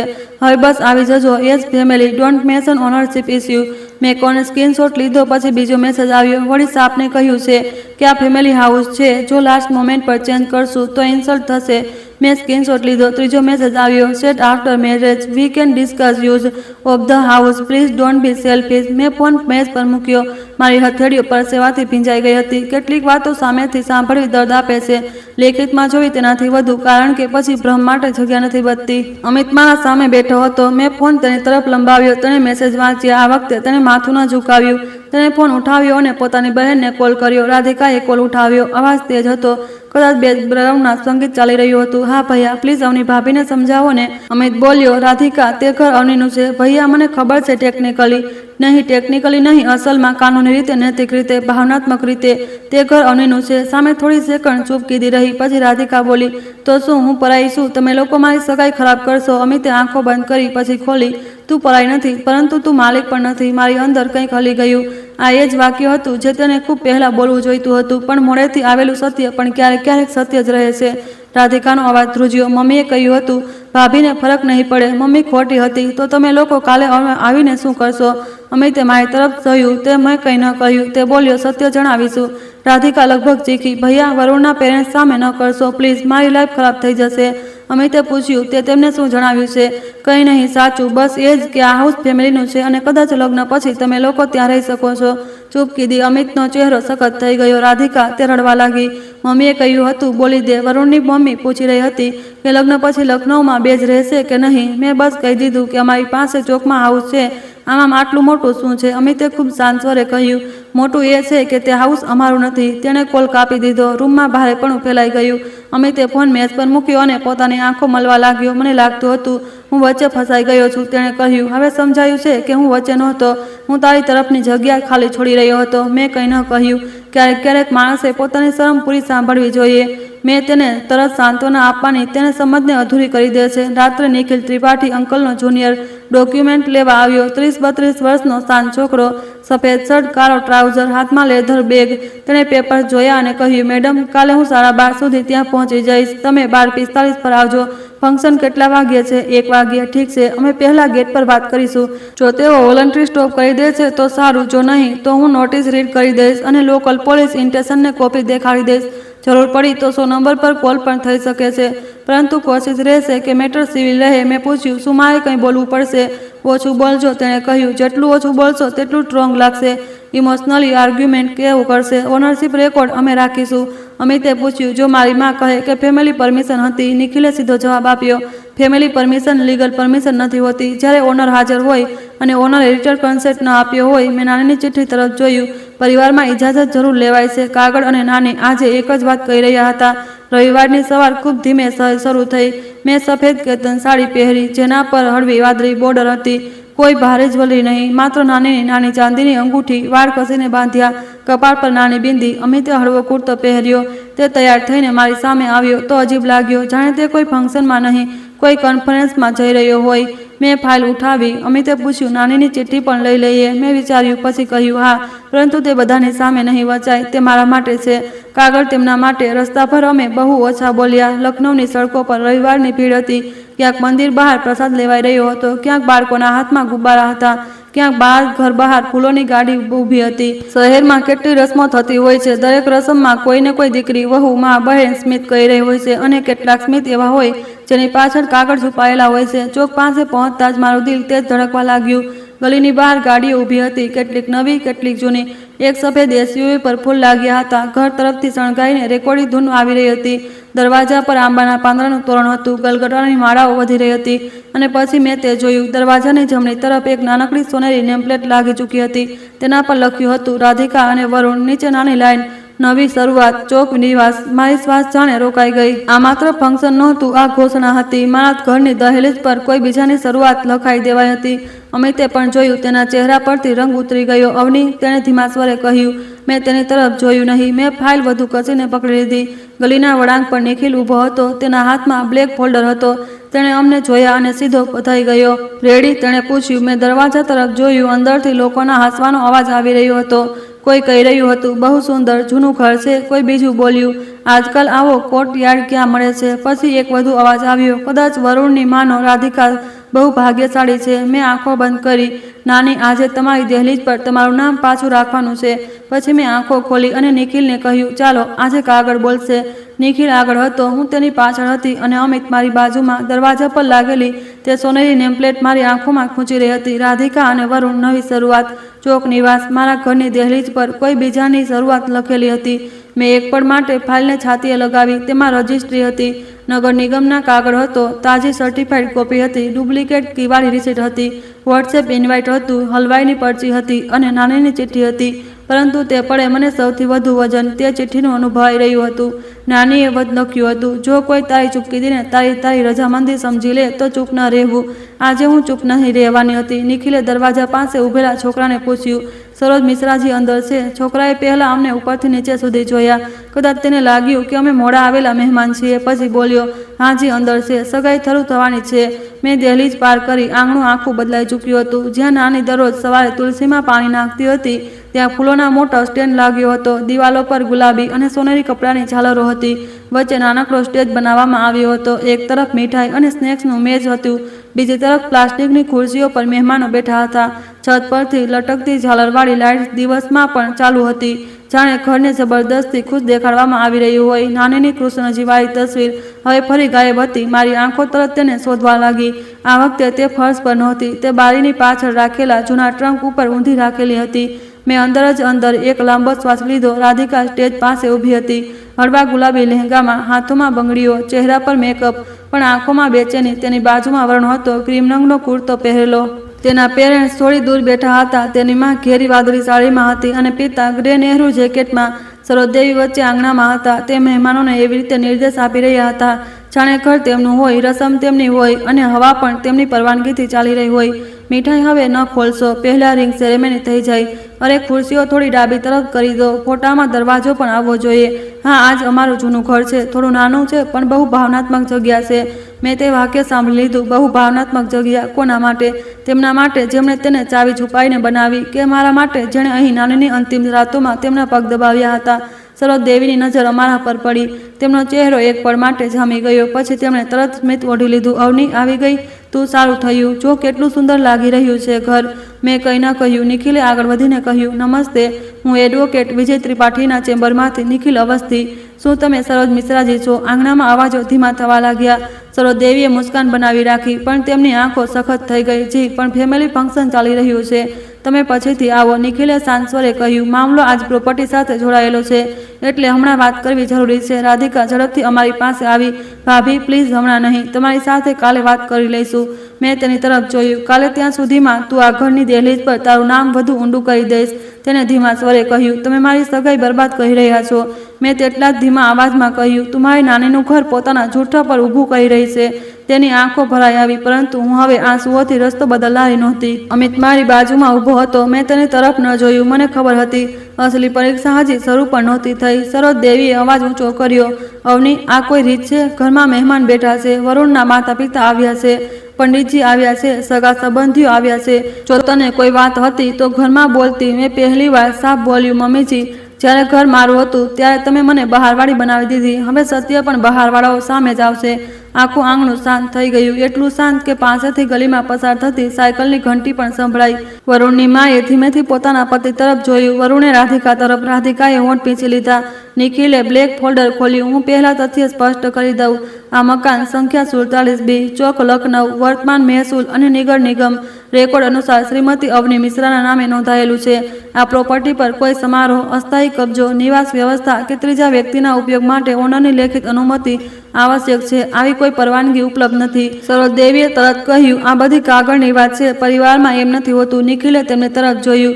મેડમ, પ્રોપર્ટી કાગળ પર જ ચાલે છે. કેટલાક સગા સંબંધીઓએ એકબીજા તરફ જોયું. કોઈએ ધીમેથી પૂછ્યું, અરે, ઘર વહુના નામે છે શું? મેં તે ફૂસફૂસાહટ સાંભળી. આ એ જ સમાજ હતો જેના ડરથી સ્ત્રીઓ ચૂપ રહે છે, અને એ જ સમાજ હતો જે સત્ય સાંભળતા જ નવા સવાલો પૂછવા લાગે છે. રાધિકાએ ગભરાઈને કહ્યું, ભાભી, તમે પહેલા કેમ ન બોલ્યા? મેં જવાબ આપ્યો. જ્યારે મેં પૂછ્યું, તે કહ્યું, મમ્મીએ જણાવ્યું કે લગ્ન પછી કદાચ આ ઘર તને મળી જશે. વરુણનો ચહેરો બદલાઈ ગયો. તેણે રાધિકા તરફ ફરીને પૂછ્યું, તે કહ્યું હતું આ તારા પરિવારનું જૂનું ઘર છે? રાધિકાએ ધીમેથી કહ્યું, છે તો ફેમિલીનું જ. નિખિલ વચ્ચે કહ્યું, નહીં, રેકોર્ડમાં આ ફેમિલી પ્રોપર્ટી નથી. આ વ્યક્તિગત માલિકીની પ્રોપર્ટી છે. ઓનર અવની મિશ્રા છે. સરોજદેવીએ તે જ અવાજમાં કહ્યું, અમિત, તું કંઈ બોલીશ કે નહીં? આખા આંગણાની નજર અમિત પર ચાલી ગઈ. મેં મારી શ્વાસ રોકી લીધી. આ એજ પર હતો જ્યાં છેલ્લા 5 વર્ષોમાં તે અવારનવાર પાછળ હટી જતો હતો. માનો અવાજ, સગા સંબંધીઓની નજર, બહેનો રડતો ચહેરો, આ બધાની વચ્ચે તે હંમેશા કહેતો હતો, હમણાં રહેવા દો, પછી વાત કરીશું. પરંતુ આજે પછી કંઈ નહોતું. આજે કાં તો તે મારી સાથે ઊભો રહેતો, અથવા તો હંમેશા માટે સાફ થઈ જતું કે મારા ભાગની લડાઈ માટે એકલા લડવાની છે. અમિતે પોતાની મા તરફ જોયું. તેને અવાજ બહુ ઊંચો નહોતો, પરંતુ સાફ હતો. માં, આ ઘર અવનીનું છે. સરોજદેવીનો ચહેરો લાલ પડી ગયો. તું તારી માને મહેમાનો સામે ખોટી ઠેરવીશ. અમિતે કહ્યું, ખોટો મેં પણ કર્યું. મેં પહેલા સાફ ન કહ્યું, પણ સત્ય આ છે. આ ઘર તમારું નથી, મારું નથી, રાધિકાનું નથી. આ અવનીનું છે. રાધિકા રડી પડી. ભૈયા, મારી સગાઈ છે આજે. અમિતે તેની તરફ જોયું. તેની આંખોમાં દર્દ હતું, પણ પહેલીવાર નબળાઈ નહોતી. અને અવનીની આ નાનીનું ઘર છે. આ સાંભળીને મારી આંખો ભરાઈ આવી. ક્યારેક ક્યારેક કોઈ તમારા માટે પહાડ નથી હલાવતો, માત્ર સાચી જગ્યાએ ઊભો રહી જાય છે, અને તે જગ્યાએ ઊભા રહેવાથી તમારો અડધો બોજ ઉતરી જાય છે. સરોજદેવી હાથ જોડ્યા.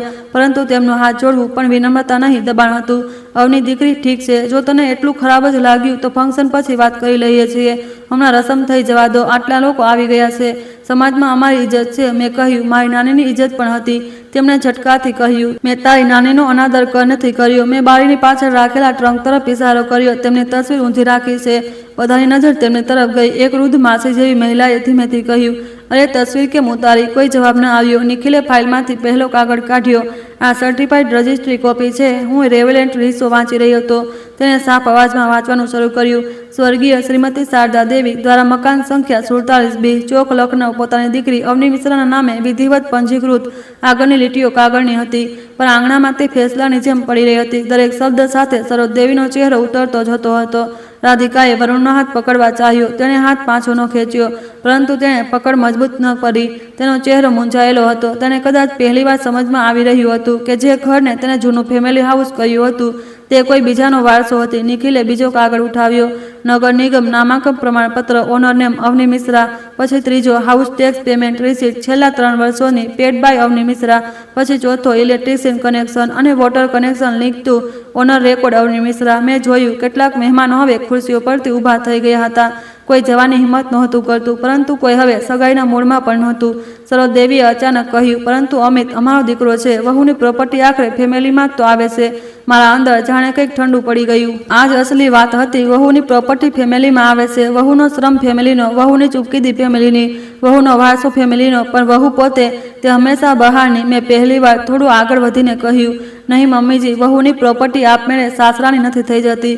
લગ્નથી સરનેમ બદલાઈ શકે છે, ઓનરશિપ નહીં. વરુણના પિતાએ ધીમેથી સાચી વાત કહી અને કહ્યું, આ નાનકડું વાક્ય હતું, પણ આંગણામાં ખૂબ ભારે પડ્યું. સરોજ દેવીએ તેમને જોયા. કદાચ તેમને આશા હતી કે વરુણનો પરિવાર તેમની તરફ હશે, પરંતુ ભણેલા ગણેલા લોકો જૂઠમાં સગાઈ કરતા પહેલા 2 વાર વિચારે છે. વરુણે આખરે રાધિકાને પૂછ્યું, તે મને કહ્યું હતું કે લગ્ન પછી આપણે આ ઘર રિસ્ટોર કરીને અહીં રહી શકીએ છીએ. તે વાક્ય આધાર પર કહી હતી. રાધિકાના આંસુ વહેવા લાગ્યા. મમ્મીએ કહ્યું હતું ભાભીને મનાવી લેવાશે. વરુણે પૂછ્યું, ભાભીને મનાવી લેવાશે કે તેમને પૂછવામાં આવશે? રાધિકા ચૂપ. આ ચૂપકીદીમાં જવાબ હતી. સરોજ દેવીએ તરત કહ્યું, છોકરી છે, એક્સાઇટેડ હતી. લગ્ન પછી દરેક છોકરી સપના જુએ છે. મેં કહ્યું, સપના પોતાના અધિકાર પર જોવાય છે, કોઈ બીજાની ચાવી પર નહીં. રાધિકાએ મારી તરફ ગુસ્સા અને ડરની વચ્ચે જોઈને કહ્યું, તમે ચાહો છો શું? પહેલું, આ ફંક્શન હમણાં રોકાશે. આંગણામાં હલચલ થઈ. બીજું, ઘરથી બધું ડેકોરેશન નીકળશે. સરોજ દેવી બોલ્યા, અવની, હું રોકાઈ નહીં. ત્રીજું, ડુપ્લિકેટ કી પાછી આપવામાં આવશે. તેમના ચહેરા પર એ ડર ફરી દેખાયો. આ વખતે ઘણા લોકોએ જોયો. નિખિલે એ જ સમયે કી મેકરની રિસીટ કાઢી. આ દુકાનના રજિસ્ટરમાં 3 અઠવાડિયા પહેલા મિશ્રા નામથી ડુપ્લિકેટ કી બનાવવાની એન્ટ્રી છે. ઓનર ઓથોરાઇઝેશન નહોતું. વરુણની માએ પોતાની સાડીનો પાલવ કસીને પકડ્યો. સરોજજી, તમે ચાવી બનાવી હતી. સરોજ દેવીએ પહેલા કહ્યું, ઘરમાં આવવા જવા માટે એક્સ્ટ્રા કી રાખવી ખોટું શું છે? મેં કહ્યું, જે ઘરનું તાળું તમારું નથી તેની ડુપ્લિકેટ ચાવી બનાવવી ખોટું છે. અમિતે ધીમેથી કહ્યું, માં, ચાવી આપો. સરોજ દેવીએ તેની તરફ જોયું. તે નજરમાં હેરાની કરતાં વધારે ચોટ હતી. જાણે તેમને વિશ્વાસ જ ન થઈ રહ્યો હતો કે તેમનો દીકરો તેમના હાથમાંથી ચાવી માગી શકે છે. તું સાચીમાં તારી મા સાથે આવી રીતે વાત કરીશ? અમિતે કહ્યું, આજે પહેલી સાચી વાત કહી રહ્યો છું. રાધિકાએ પોતાના નાના પર્સમાંથી કી રિંગ કાઢી. તેમાં પિત્તળની એક ચાવી હતી. તેણે તેને મુઠ્ઠીમાં કસી લીધી. આ મારી નથી, તેણે રડતા કહ્યું. મમ્મીએ આપી હતી. મેં કહ્યું, તો પછી પાછી આપી દે. તેણે ચાવી મેઝ પર મૂકી દીધી. એટલે નાનકડો અવાજ થયો, ધાતુના લાકડા પર હળવો ટક, પરંતુ તે અવાજ આખા જૂઠનો વજન હતો. મેં ચાવી ન ઉઠાવી. નિખિલે ટીસ્યુમાં લપેટીને તે ફોલ્ડરમાં રાખી લીધી. સરોજ દેવી હવે સંભાળી નહોતા શકી રહ્યા. તે ક્યારેક રાધિકાને જોતા, ક્યારેક અમિતને, ક્યારેક મહેમાનોને. બધા મને જ દોષ આપશે હવે. તેમણે કહ્યું, મેં દીકરીની ખુશી માટે કર્યું. કંઈ હું નથી ઈચ્છતી કે મારી દીકરી સારા ઘરમાં જાય. મેં ખૂબ શાંત થઈને કહ્યું, સારા ઘરમાં જવા માટે કોઈ બીજાનું ઘર પોતાનું જણાવવું જરૂરી નથી હોતું. વરુણની માં ઊભી થઈ ગઈ. તેમનો અવાજ શાંત હતો, પણ તેમાં સ્પષ્ટતા હતી. સરોજજી, આપણે કદાચ થોડી વાર બહાર જઈને વાત કરવી જોઈએ. રાધિકા ગભરાઈ ગઈ. વરુણ, પ્લીઝ, તમે ખોટું ન સમજો. હું જૂઠ બોલવા નહોતી ઈચ્છતી. વરુણની માએ તેને જોયું. દીકરી, જૂઠ ક્યારેક ક્યારેક બોલનારને એકલો નથી બનાવતો. આખું ઘર સામેલ થઈ જાય છે. આપણે સમજવું પડશે કે અહીં સત્ય શું છે. વરુણે પોતાની રિંગ બોક્સના ખિસ્સામાં રાખી દીધી. રાધિકાએ તેને જોતા જ રડતા પૂછ્યું, તું રિંગ નહીં પહેરાવે? તેણે ધીમેથી કહ્યું, હમણાં નહીં. આંગણામાં જાણે બધી હવા રોકાઈ ગઈ. મેં રાધિકા તરફ જોયું. તે પળે મને તેનાથી નફરત ન થઈ, મને દુઃખ થયું. તે પળે પોતાની માની બનાવેલી કહાનીઓમાં ફસાઈ ગઈ હતી. ફરક બસ એટલો હતો કે તે કહાનીથી ફાયદો ઉઠાવી રહી હતી અને હું તેમાં ભૂસાઈ રહી હતી. રાધિકાએ સરોજ દેવી તરફ ફરીને જોયું. મમ્મી, તમે કહ્યું હતું ભાભી કંઈ નહીં બોલશે. સરોજ દેવીએ તરત કહ્યું, મેં પરિવાર સંભાળવાની કોશિશ કરી. રાધિકા લગભગ ચીખી પડી, નહીં, તમે મને જૂઠ બોલાવી દીધું. આ સાંભળીને સરોજદેવી ચૂપ થઈ ગયા. મહેમાનો ધીમે ધીમે ખસકવા લાગ્યા.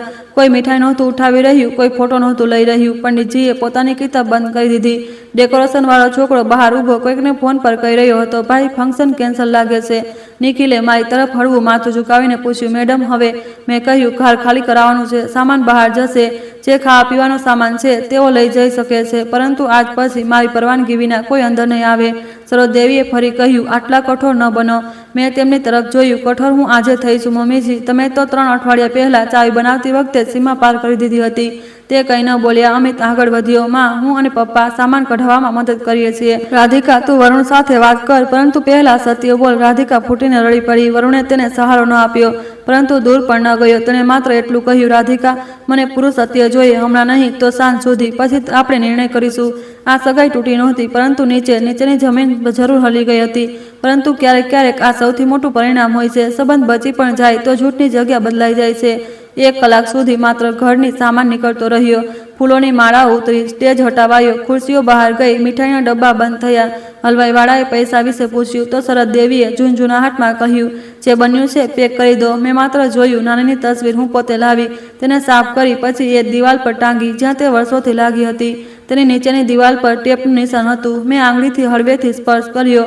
નિશાન તરત નથી જતા, દિવાલો પર પણ નહીં, દિલ ઉપર પણ નહીં. જ્યારે છેલ્લો મહેમાન જતો રહ્યો ત્યારે આંગણામાં માત્ર અમે 5 લોકો બચ્યા હતા. હું, અમિત, સરોજદેવી, રાધિકા અને નિખિલ.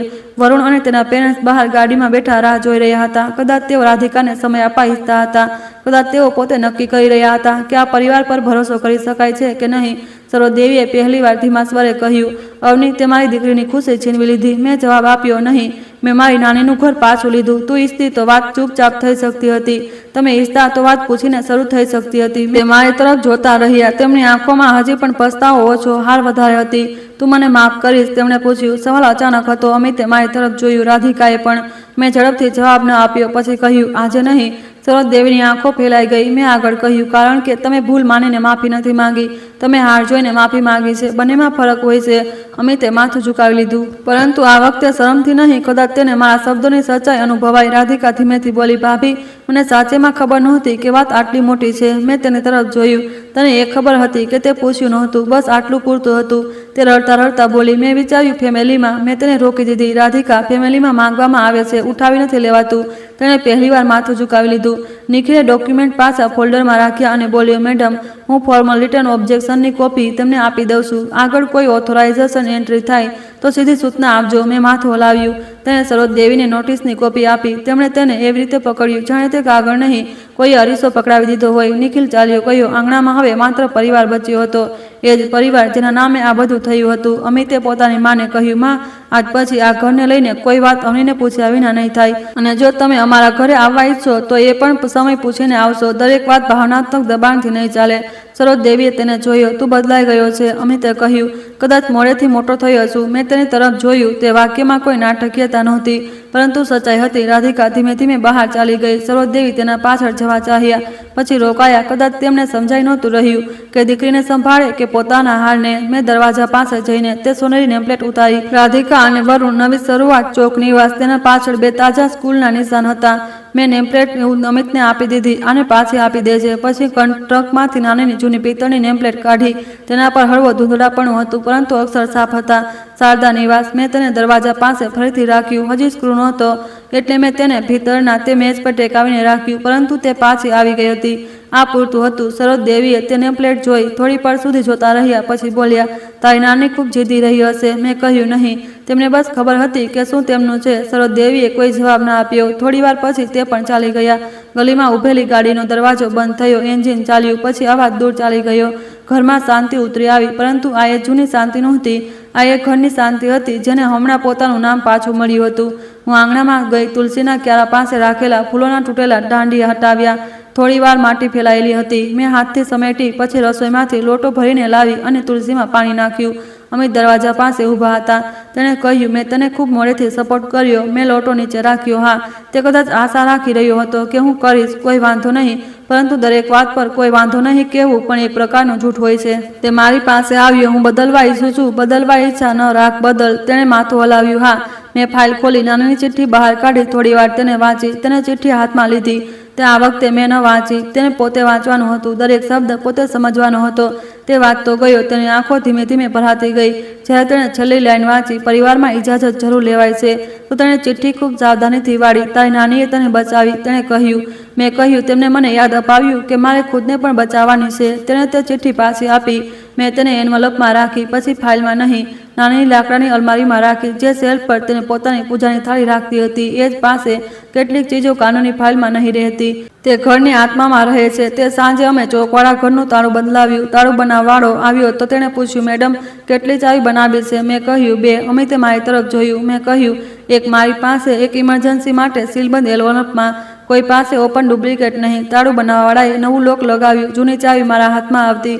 મેં તેને જોઈ. કેટલાક લોકો દરવાજો ખોલે છે એ સમજ્યા વિના કે દરવાજો માત્ર લાકડાનો નથી હોતો, તે વિશ્વાસનો પણ હોય છે. જ્યારે નવું તાળું લાગ્યું, મેં પહેલી ચાવી મારા કી રિંગમાં નાખી, બીજી ચાવી એન્વલપમાં રાખીને તેના પર લખ્યું, ફક્ત અવનીની પરવાનગીથી. અમિતે તે લખેલું જોયું અને કંઈ ન કહ્યું. 2 દિવસ પછી વરુણે અમિતને કોલ કર્યો. તેણે કહ્યું કે સગાઈ રોકી દેવામાં આવી છે, તોડી નથી નાખી. તે રાધિકા સાથે વાત કહી રહ્યો છે. તેને સમજવું છે કે ક્યું જૂઠ રાધિકાનું હતું અને ક્યું તેની માનું. મને આ સાંભળીને ખુશી ન થઈ, દુઃખ પણ ન થયું. મને બસ લાગ્યું કે સત્યને પોતાનું કામ શરૂ કરી દીધું છે. રાધિકાએ મને એક લાંબો મેસેજ મોકલ્યો. તેણે લખ્યું, ભાભી, મને શરમ છે. મેં તમારા ઘરને પોતાનું સમજી લીધું, કારણ કે બાળપણથી મને એ જ શીખવાડવામાં આવ્યું હતું કે ભૈયાની ચીજો મારી છે, અને એ નથી શીખવાડવામાં આવ્યું કે ભાભીની ચીજો ભાભીની હોય છે. હું હજી માફી માંગવા લાયક પણ નથી. મેં તરત જવાબ ન આપ્યો. 3 દિવસ પછી મેં માત્ર એટલું લખ્યું, સમજવાનું શરૂ કર. માફી પછી સરોજ દેવીએ કોઈ મેસેજ ન મોકલ્યો, પરંતુ ગુરુવારે અમિત એકલો તેમના ઘરે ગયો. પાછો આવ્યો તો બોલ્યો, મેં મમ્મીને કહ્યું છે કે આવતા 6 મહિના અમે તેમના વીકલી ડિનર્સમાં નહીં જઈએ. મળવું હશે તો પહેલાં વાત થશે, સમય નક્કી થશે અને પ્રોપર્ટી કે તારી નાનીના ઘર પર કોઈ ચર્ચા નહીં થાય. તેમણે શું કહ્યું? વહુએ દીકરો છીનવી લીધો. મેં થાકીને આંખો બંધ કરી. તે શું કહ્યું? મેં કહ્યું, નહીં માં, વહુએ દીકરો નથી છીનવ્યો. દીકરાએ પહેલીવાર પતિ થવાનું શીખ્યું છે. મેં તેને જોયો. આ વખતે હું હસી નહીં, પણ મારી આંખોમાં જે નરમાઈ આવી તે કદાચ તેને દેખાઈ ગઈ. કેટલાક સંબંધો એક દિવસમાં નથી સુધરતા. કેટલાક સંબંધોમાં પહેલા સીમા બને છે, પછી ભાષા બદલાય છે, પછી ભરોસો ધીમે ધીમે પાછો ફરે છે, અને કેટલાક સંબંધો ક્યારેય એવા નથી હોતા જેવા પહેલા કરતા, પરંતુ દરેક બદલાવ દુઃખ નથી હોતો. ક્યારેક ક્યારેક પહેલાં જેવું ન રહેવું ઠીક થવું હોય છે. 1 અઠવાડિયા પછી હું એકલી ચોકવાળા ઘર ગઈ. સવારનો સમય હતો. ગલીમાં કચોરી તળવાની ખુશ્બુ હતી. મંદિરથી ઘંટી વાગી રહી હતી. સવિતા આંટીએ બાલ્કનીમાંથી પૂછ્યું, બધું ઠીક થઈ ગયું વહુ? મેં ઉપરથી જોઈને કહ્યું, હવે ઠીક થશે. મેં હસીને કહ્યું, ઘર સંભાળીને રાખજે.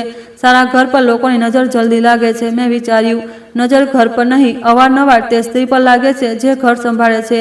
મેં દરવાજો ખોલ્યો. અંદર હળવી ધૂપ હતી, પણ ઘર પોતાનું લાગી રહ્યું હતું. આંગણું ખાલી હતું, પરંતુ અપમાનથી નહીં. દિવાલ પર નાની તસવીર હતી. તુલસીમાં નવા પાંદડા નીકળ્યા હતા. મેજ પર શારદા દેવીની પિત્તળવાળી નેમપ્લેટ રાખેલી હતી. મેં એક કારીગરને બોલાવ્યો અને તેને ઠીકથી દરવાજા પાસે લગાવી દીધી. જ્યારે તેને છેલ્લો સ્ક્રૂ કસી દીધો તો મેં પાછળ હટીને જોયું. શારદા નિવાસ અક્ષર તડકામાં ચમકી રહ્યા હતા. મેં ધીમેથી કહ્યું, નાની, તમારું નામ પાછું આવી ગયું. તે દિવસે મેં કોઈ બદલો અનુભવ ન કર્યો, માત્ર મને રાહત અનુભવાઈ, કારણ કે લડાઈ જીતવા કરતાં વધુ જરૂરી હતું એ સમજવું કે હું લડી શકું છું. મેં તે ઘરને બંધ ન કર્યું. મેં બારીઓ ખોલી. હવા અંદર આવી. જૂના રૂમમાં રોશની ફેલાઈ. નાનીની સિલાઈ મશીન પર ધૂળ હતી. મેં કપડું લઈને સાફ કર્યું. પછી એ જ મશીન પાસે બેસી ગઈ. મને યાદ આવ્યું, નાની કહેતી હતી, દીકરી, સ્ત્રીને હંમેશા લાઉડ થવાની જરૂર નથી, પણ જ્યારે કોઈ તેનું નામ ભૂસવા લાગે ત્યારે તેનો અવાજ સાફ હોવો જોઈએ. મારો અવાજ તે દિવસે સાફ હતો. મેં મારા ફોનમાં એક નવું ફોલ્ડર બનાવ્યું. નામ રાખ્યું શારદા નિવાસ ડોક્યુમેન્ટ્સ. તેમાં મેં બધું સ્કેન કરીને રાખ્યું. રજિસ્ટ્રી, નામાંકન, ટેક્સ, વીજળી, પાણી, ઓબ્જેક્શન નોટિસ, ડુપ્લિકેટ કી રિસીટ અને નાનીની ચિઠ્ઠીની તસવીર. નહીં, મેં તે સ્કેન ન કરી. કેટલીક ચીજો દુનિયાને દેખાડવા માટે નથી હોતી, તે બસ તમને યાદ અપાવવા માટે હોય છે કે તમારા મૂળ ક્યાં સુધી છે. સાંજે જ્યારે હું ઘરે પાછી ફરી, અમિતે પૂછ્યું, કેવું લાગ્યું? મેં કહ્યું, ઘર શાંત હતું. અને તું? મેં થોડું વિચાર્યું. હું પણ. આ શાંતિ આસાનીથી નહોતી આવી. આમાં અપમાન હતું, પ્રૂફ હતો, કન્ફેશન હતું, સંબંધોની તિરાડ હતી અને સત્યનો બોજ હતો. પરંતુ આ મારી શાંતિ હતી, ઉધારની નહીં, કોઈની પરવાનગીથી મળેલી નહીં. આજે પણ સરોજ દેવી મારી સાથે પૂરી રીતે વાત નથી કરતા. રાધિકા ધીમે ધીમે વાત શરૂ કરી રહી છે. વરુણે સંબંધ તોડ્યો નથી, પરંતુ તેણે વાત સાફ શરત રાખી છે કે લગ્ન પહેલા બંને ફેમિલીઝ પ્રોપર્ટી અને ફાઇનાન્શિયલ એક્સપેક્ટેશન પર ખુલીને વાત કરશે.